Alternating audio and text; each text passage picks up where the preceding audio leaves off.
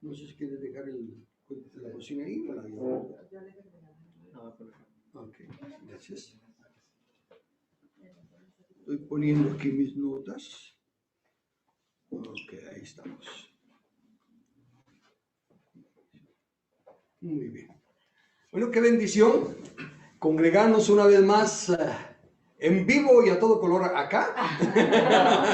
A todo color en la pantalla también. Así que es un privilegio y un gozo. Estaba orando cuando, como siempre hago, anhelo recibir cosas nuevas del Señor. Tengo la dicha de tener una gran cantidad de bosquejos en los 50 años que voy predicando, más de algunos tengo ahí. Pero clamo a Dios por algo que sea relevante para la experiencia que estamos pasando, el tiempo que estamos teniendo. Y rápido se me vino en el libro de Apocalipsis. Desde luego no voy a estudiar el libro, sino que el mensaje a las 7 iglesias que está en Apocalipsis. ¿Por qué? Porque aunque se está hablando a 7 iglesias que existían en ese tiempo, la Biblia es el manual del Creador.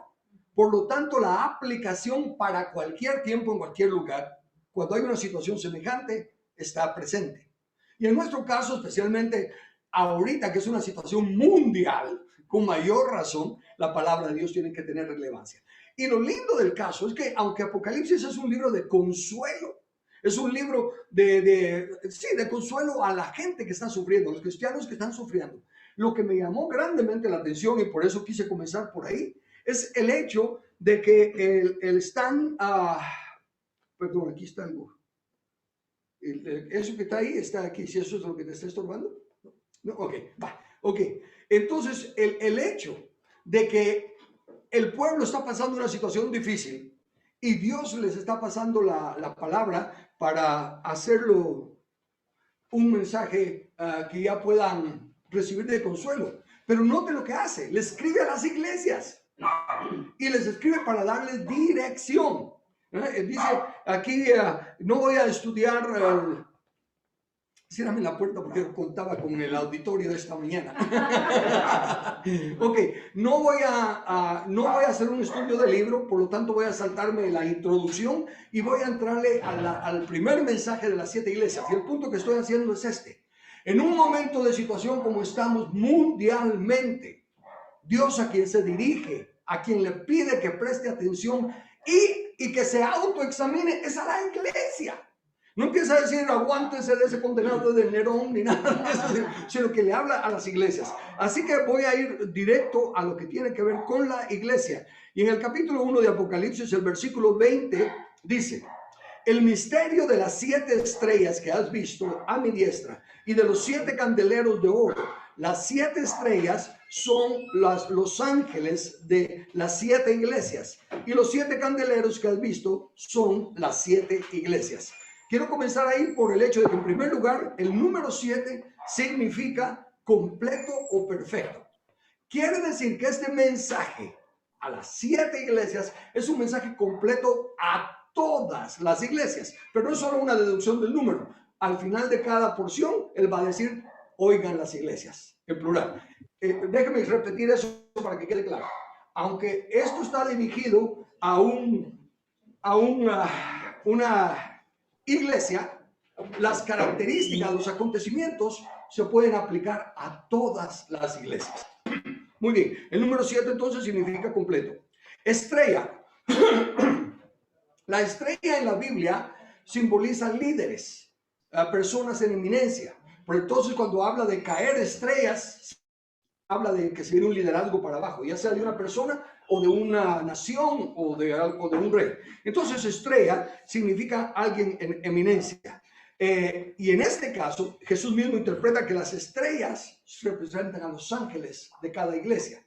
Y miren, esto es interesante, porque yo he oído otras explicaciones que dicen que el ángel es el pastor de la iglesia, pero no va con el orden de gobierno de la iglesia. Por lo tanto, es un ángel, no es el pastor, sino que quiere decir que Dios tiene ángeles que están cuidando de las diferentes iglesias.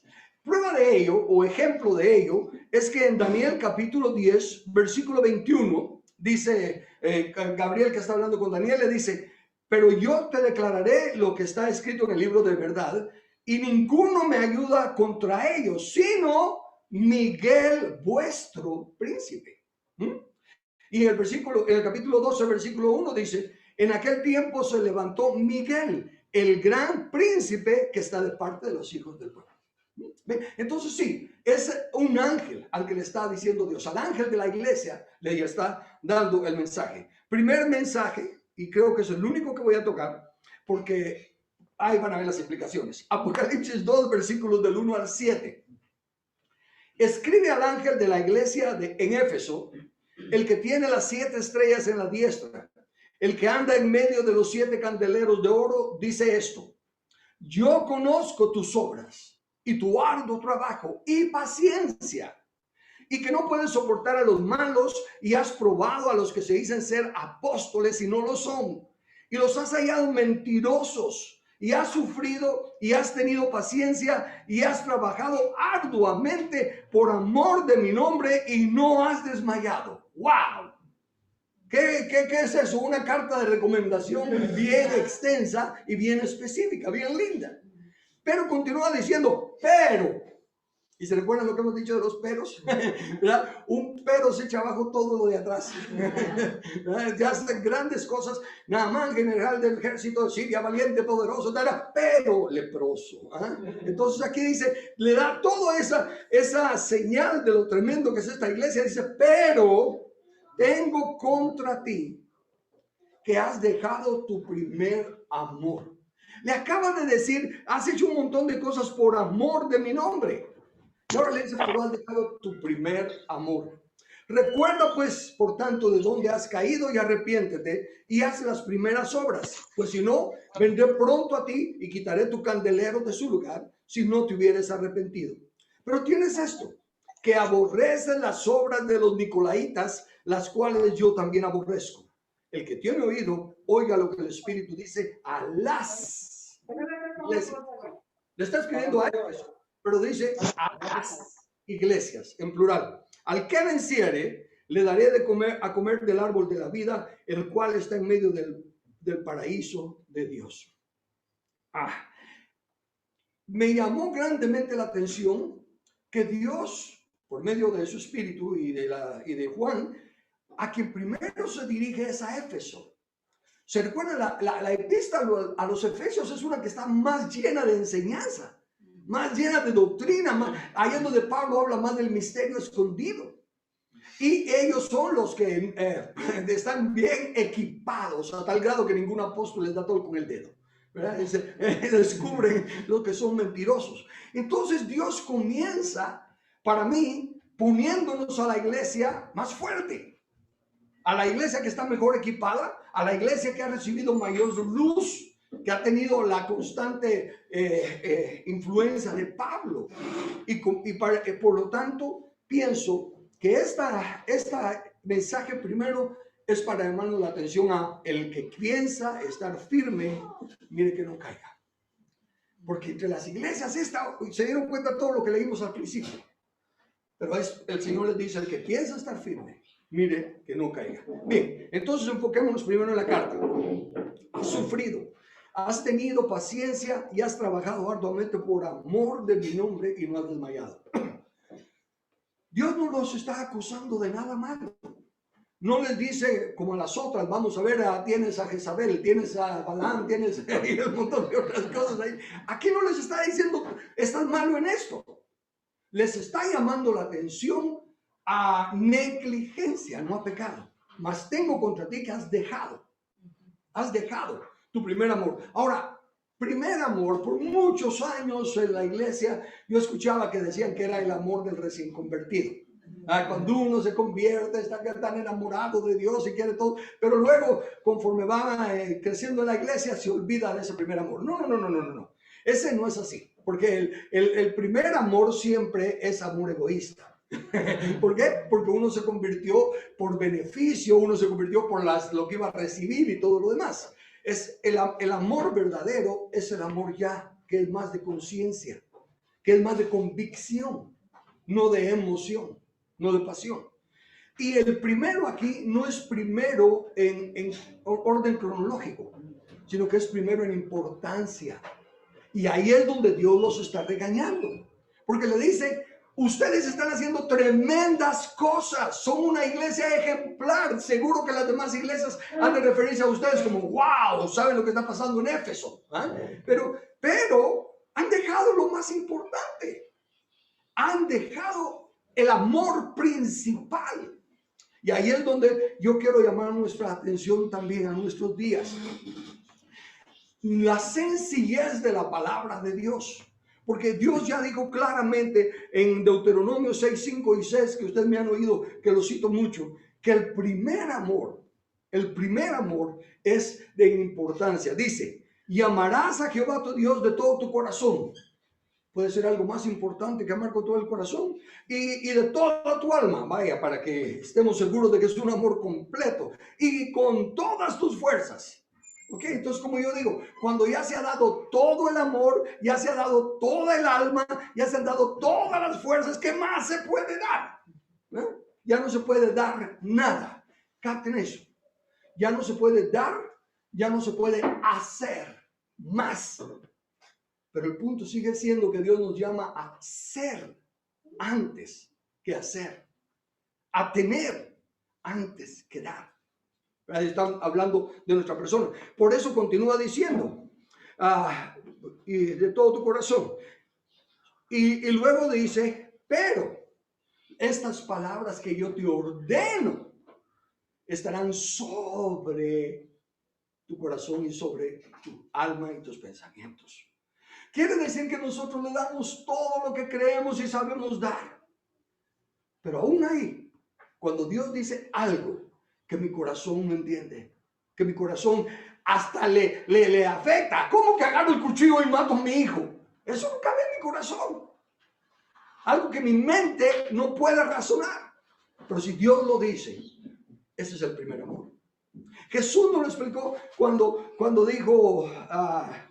¿cuál es el primer mandamiento? Le preguntaron. Y él dijo, amarás a Jehová tu Dios con todo tu corazón, con toda tu... Perdón, él dijo, este es Jesús ratificando. Dice, si me amáis, guardad mis mandamientos. Juan 14, 15. El primer amor es, si me amáis, cantadme salmos, haced estas obras. No, guardad mis mandamientos. Y luego en el versículo 21 dice, el que tiene mis mandamientos y los guarda, ese es el que me ama. Entonces, al leer lo que esta iglesia hace, el equipamiento que tiene tan tremendo, viene Jesús y para consolarlos, para consolar a todo el pueblo. Es un mensaje a toda la iglesia. Apocalipsis, un mensaje de consolación. Y para consolar a toda iglesia, se dirige a los líderes y les dice, pongan las cosas en orden.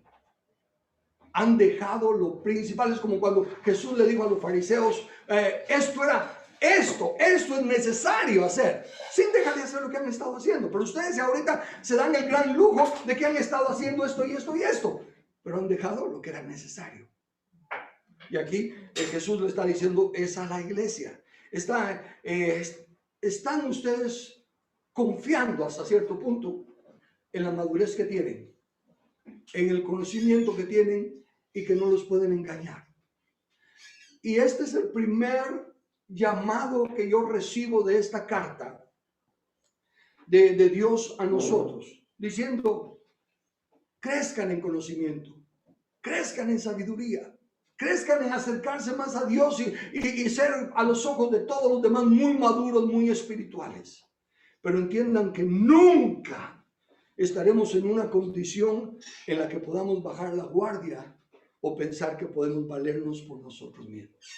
En ese aspecto siempre seremos dependientes de Dios. Debemos de ser independientes entre nosotros para poder ser interdependientes, pero de Dios nunca podremos ser independientes. Me recuerdo, estaba yo predicando en una iglesia en Malacatán y estuve dando un seminario y cuando terminé el domingo, pues los líderes me invitaron a ir a la casa de uno de los miembros de la iglesia, un hombre adinerado, una casa con piscina, con un patión y todo, para que descansáramos ahí y tuviéramos relax y compañerismo. Y cuando estábamos almorzando, el anfitrión dijo, después de oírlo a usted, hay cosas que lo confunden a uno. Y se refería a que yo dije en esa ocasión, a pesar de los años que llevo en el ministerio, a pesar de las experiencias que Dios me ha concedido y los privilegios que me ha dado, no tengo ni una pizca de derecho más que todos ustedes tienen como hijos de Dios que son. No tengo ninguna pizca de mayoría o más beneficio a los ojos de Dios que ustedes. Y él, como era un nuevo creyente, pues eso le pareció bastante sorprendente. Pero sigue siendo verdad. Ahora ya son más de 50 años, pero sigo diciendo lo mismo. No es por obras. Entonces lo que soy es por la gracia y la misericordia de Dios. Y el valor que tengo es el mismo que todos y cada uno de nosotros tenemos ante Dios. De ahí que si Él nos da un don, o si Él nos permite un privilegio, nos añade sabiduría, es su gracia. No es algo en lo que yo pueda confiar. Yo no puedo confiar en que leo la Biblia todos los días, en que oro, en que soy maestro reconocido. Yo no puedo confiar en nada de eso, porque eso es por su gracia. El hacer, el dar, es lo nuestro, pero es porque Él nos hace ser para hacer, tener para dar. Si Él no nos hace y nos da, no tenemos nada. Es fantasía.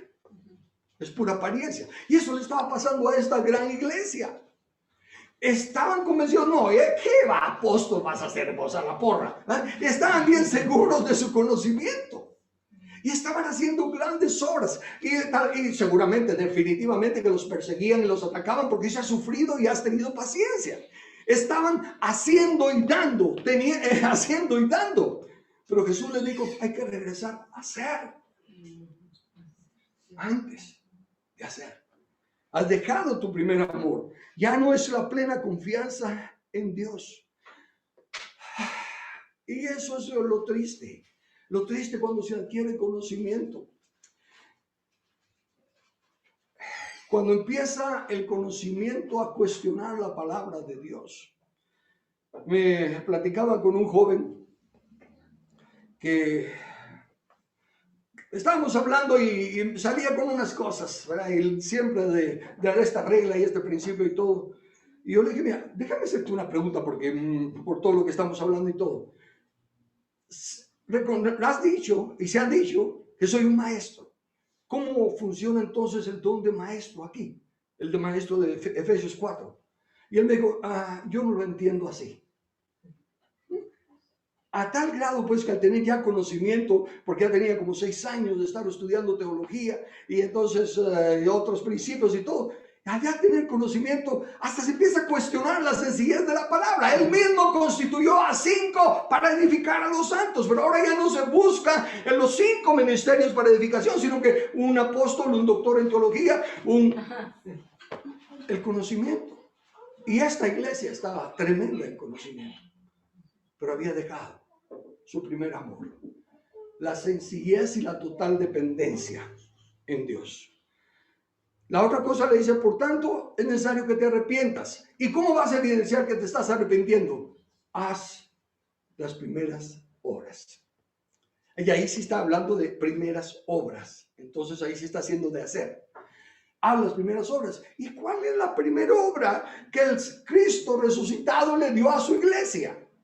Por tanto, id y hacer discípulos a todas las naciones, bautizándolas en el nombre del Padre, del Hijo y del Espíritu Santo, enseñándoles que guarden todas las cosas que os he mandado. Yo sé que en otros lugares y otras personas resienten, Carlos solo de política habla. No es cierto, pero hablo todo el tiempo del reino. Y el mandato es discipular naciones. Sí, pero no se puede discipular a las naciones sin discipular a la gente. Sí se puede. Sí se puede. ¿Por qué? Porque dice, la nación que teme a Jehová, esta será prosperada. Bienaventurada la nación cuyo Dios es Jehová. Sí se puede discipular a una nación. ¿Y en qué se manifiesta el discipulado? Bueno, en que las leyes del reino, las leyes de Dios son las leyes de la nación. Donde las leyes de la nación son las leyes de Dios, esa es una nación de Dios. Por eso es que el Israel geográfico, el Israel terrenal, se le llamaba el pueblo de Dios, porque las leyes que tenían eran las leyes de Dios. La ley de Dios. Y dice Pablo en Efesios capítulo 6, versículo 10. Me fui ahora a la carta, porque estamos hablando de la iglesia de los Efesios. Y Dios le está diciendo a Efesios, hagan las primeras obras. Entonces me voy a la epístola de los Efesios y empiezo a ver todo, como les digo, la revelación, todo el misterio, tantas cosas. Y llego al capítulo 6, el final del libro, versículo 10, y dice, por lo demás, hermanos míos, después de que les ha hablado de los misterios, de que estamos sentados a la diestra del Padre en los lugares celestiales, etcétera, etcétera, dice, por lo demás, además de eso, y la palabra por lo demás en el original significa lo que falta, el resto, un recordatorio. O sea que les ha explicado todo lo que tienen, todo lo que están haciendo, lo grande que son, y les dice, ahora bien, falta esto. Falta esto. Es un recordatorio de lo que no se deben de olvidar. Dice, por lo demás, hermanos, porque que tome la armadura de Dios. Tomad toda la armadura de Dios. Ahora, ¿para qué tomar toda la armadura de Dios? Versículo 12. Porque no tenemos lucha contra sangre y carne, sino contra principados, contra potestades, contra los gobernadores de las tinieblas de este siglo, contra huestes espirituales de maldad en las regiones celestes, lo cual ya al menos a ustedes, si alguno está oyendo por primera vez o está eventualmente ve este video por primera vez, todas esas nombres, los gobernadores, los principados, ni una sola vez se refieren a demonios, siempre se refiere a personas en autoridad, a lugares de autoridad, o sea, al gobierno. Así que Pablo a los efesios les dijo, pónganse toda la armadura porque militamos contra un sistema de gobierno. Y las primeras obras que Jesús mandó, hacer discípulos a las naciones. En el capítulo 3, versículos 10 y 11, ya les había mencionado, para que la multiforme sabiduría de Dios sea ahora dada a conocer por medio de la iglesia a los principados y potestades en los lugares celestiales, conforme al propósito eterno. Esto era el propósito desde un principio. No es algo que en el camino surgió. No es algo que hasta ahora habemos algunos fanáticos de la política que lo estamos viendo. Este era el propósito eterno, conforme al propósito eterno que hizo en Cristo Jesús, nuestro Señor. De ahí que todos los versículos que hablan de la venida de Cristo, que por siglos se han venido inventando señales y cosas, y como ya me han oído decir hasta el cansancio, Cristo ya vino como 10 veces y la tierra ya se destruyó como 12. ¿Verdad? ¿Por qué? Porque todo eso. Pero ¿qué es lo que la Biblia sí dice explícitamente? Siéntate a mi diestra hasta que ponga a tus enemigos por estrado de tus pies. Lo dice 8 veces explícitamente, como 4 implícitamente. Y a eso no le presta atención la iglesia. Han olvidado su primer amor y han dejado las primeras obras. ¿Por qué persiguieron a los cristianos al principio? Precisamente porque trastornaban el mundo. Y la forma de trastornar el mundo es trastornando la doctrina del mundo, las leyes del mundo. Entonces, esta iglesia es tan especial. Es la iglesia que más revelación ha tenido. Pero esa revelación llegó a darles un sentido de superioridad, de confianza. Y nosotros nunca podemos tener confianza en nosotros, por la sencilla razón de que el corazón es engañoso. Eso no ha cambiado. El hecho de que Cristo Jesús haya pagado por el pecado del mundo para darnos acceso al Padre no ha cambiado nuestra naturaleza humana.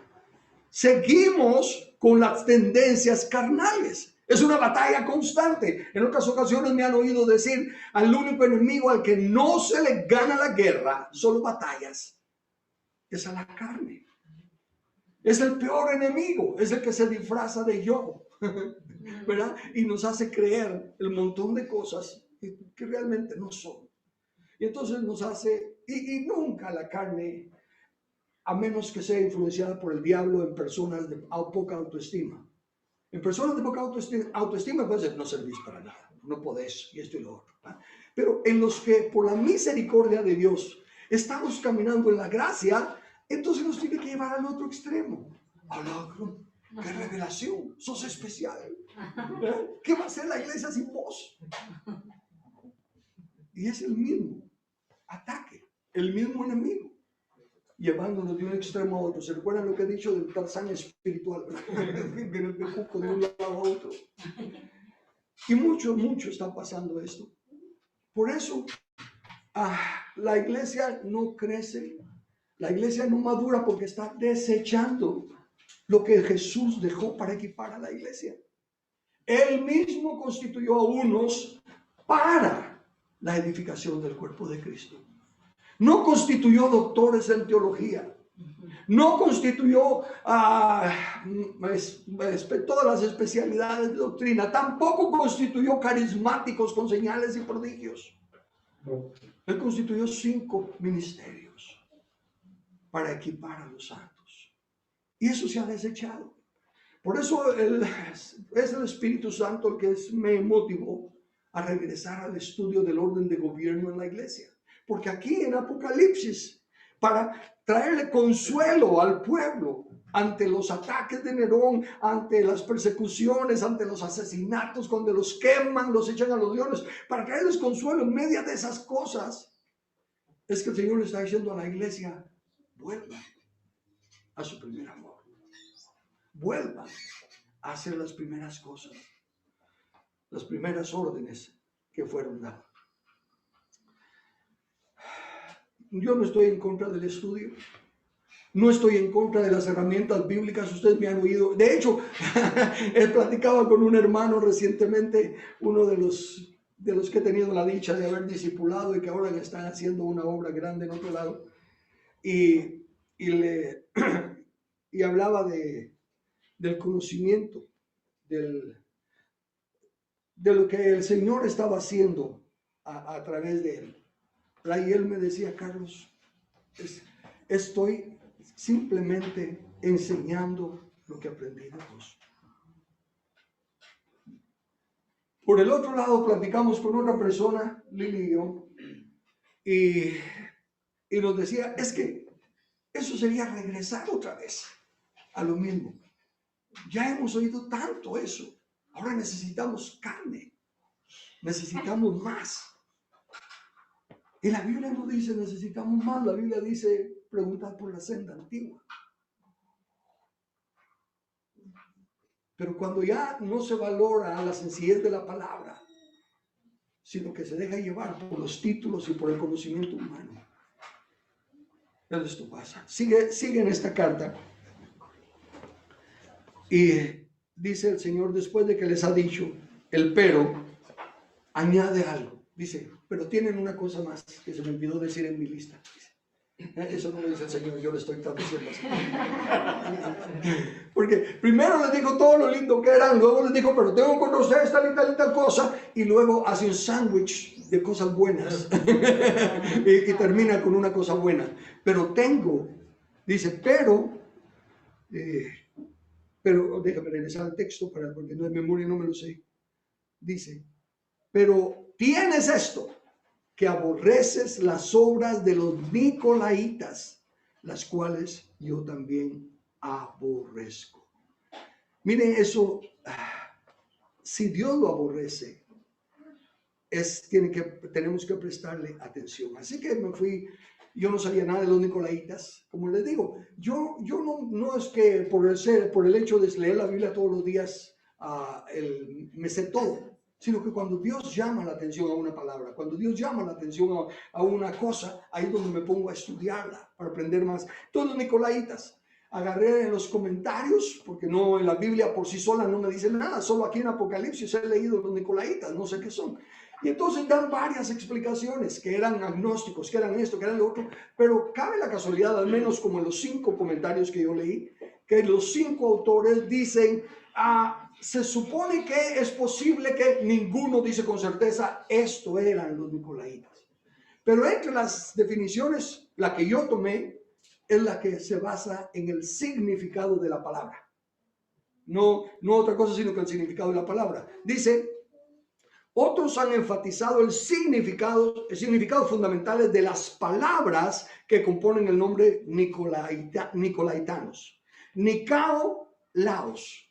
Nicao Laos significa literalmente conquistar al pueblo. Sobre la base de esto, algunos apuntan a afirmaciones presuntuosas de autoridad apostólica y al corazón que establece jerarquías y separa al clero de los laicos. Tal vez los nicolaitanos cumplieron todos estos aspectos, siendo a la vez una inmoralidad idólatra y un sistema presuntuoso jerárquico y de misterios ocultos, tipo del gnosticismo. Eso viene entonces a mi memoria, que ya lo había oído muchos años cuando era bautista, que los nicolaitas eran los que separaban entre ministros y laicos. Porque la iglesia es llamada a ser un real sacerdocio. Los ministros hoy en día, porque recuérdense que ya vimos que apóstoles y profetas del fundamento eran solo los profetas del Antiguo Testamento y los apóstoles del Cordero. Los ministros hoy en día están para edificar a los santos, no para ser los que ministren, no para que el pastor sea el que pastoree, el evangelista sea el que haga campañas de evangelismo, el profeta profetice y los diferentes ministerios, sino que para equipar a los santos, para que los santos hagan la obra del ministerio. Entonces los nicolaitas estaban prácticamente haciendo lo que está pasando hoy.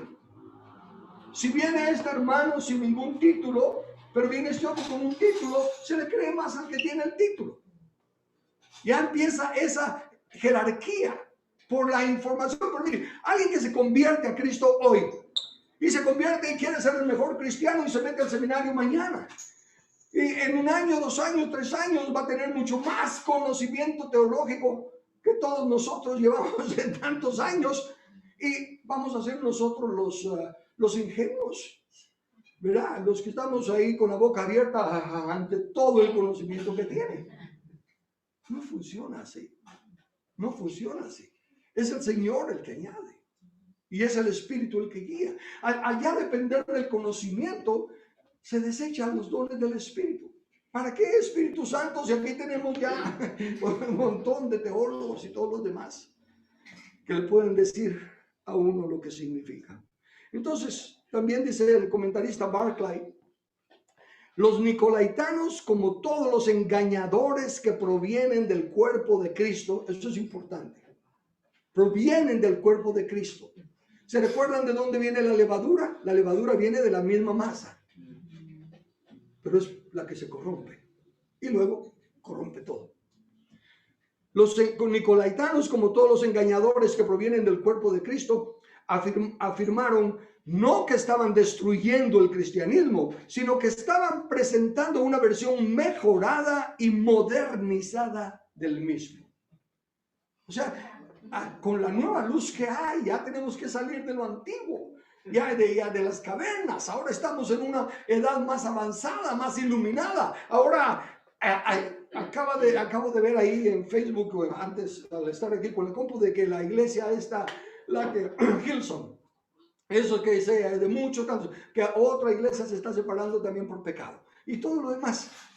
Pero la gente, ¿qué importa el pecado de los pastores? Pero la música está linda y la letra inspira, toca el corazón, manosea el alma, es lo que hace. Esos son los nicolaitas. Y le está diciendo Jesús a esta iglesia, pero tú tienes algo que aborreces lo que yo aborrezco. Dios no nos ha puesto, por eso insisto, cuando digo que los que tenemos el privilegio de un ministerio no tenemos ni una pizca más de derecho que el resto de la iglesia. Porque seguimos siendo tan miembros del cuerpo como los demás.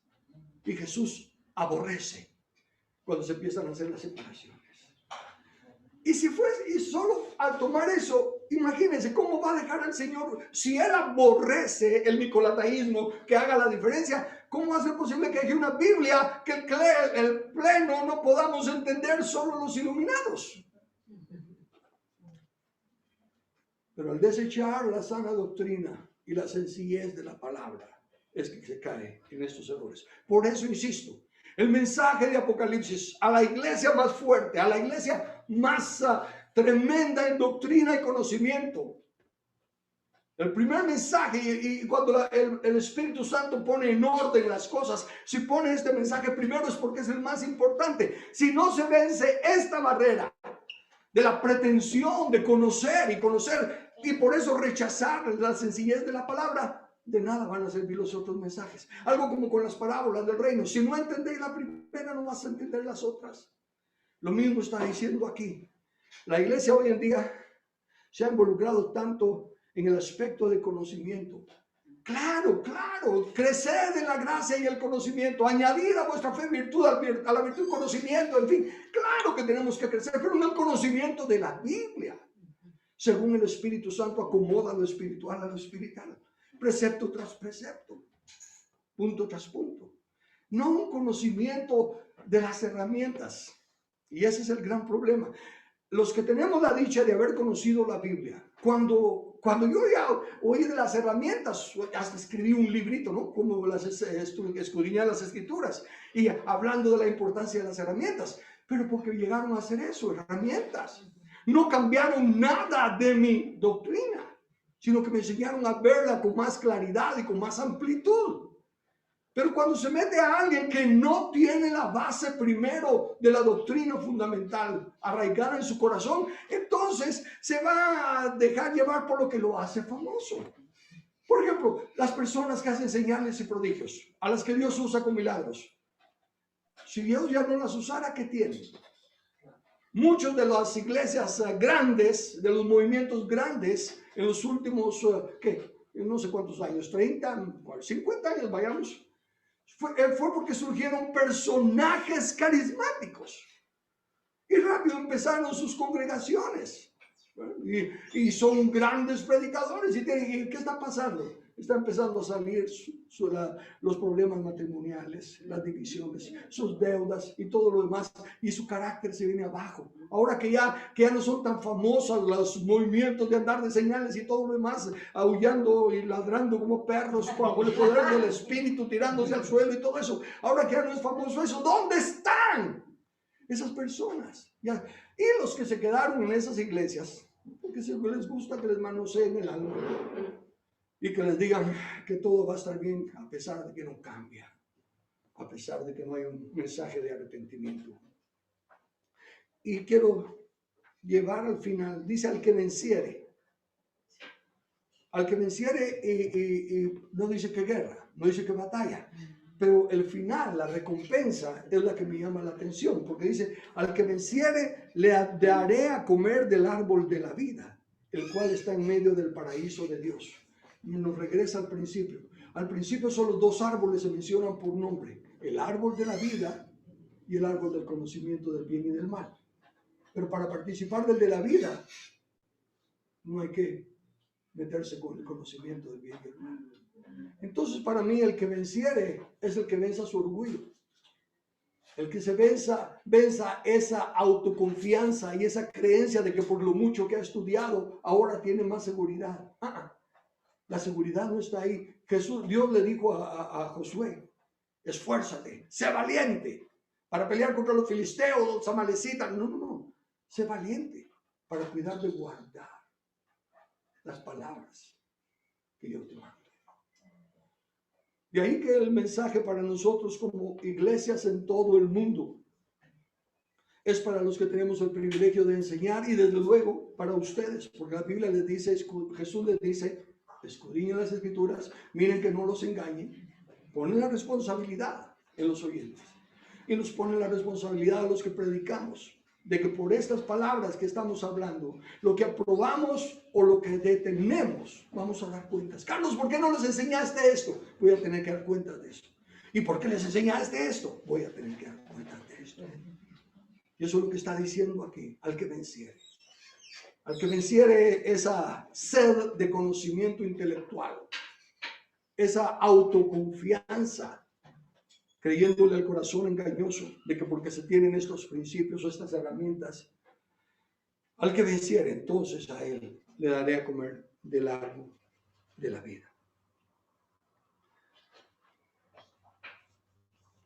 El mundo entero está pasando ahorita una prueba tremenda.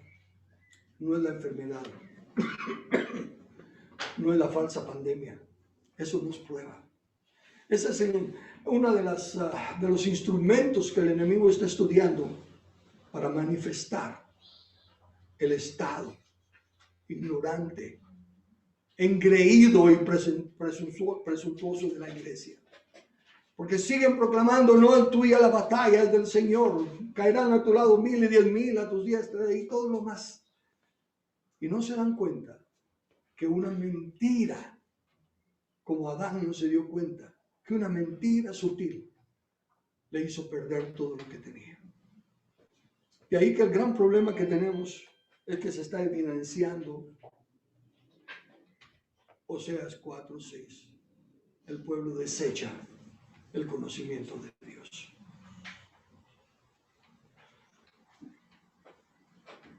Así que vamos a continuar meditando en el mensaje a las iglesias, pero me llamó grandemente la atención que el Señor comenzara por Éfeso. La iglesia que una vez más humanamente hablando se mira como las más fuertes, las más grandes. Y que no le señala el Señor, se dan cuenta como dije, no le señala tienes la doctrina fea esta, por el contrario, les alaba que están contra la doctrina de los nicolaitas.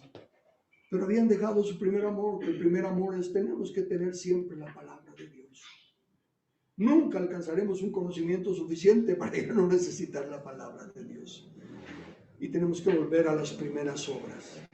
Si está tan claro que la comisión es discipular a las naciones y que Cristo no regresa mientras no lo hagamos, para mí que eso es prioridad.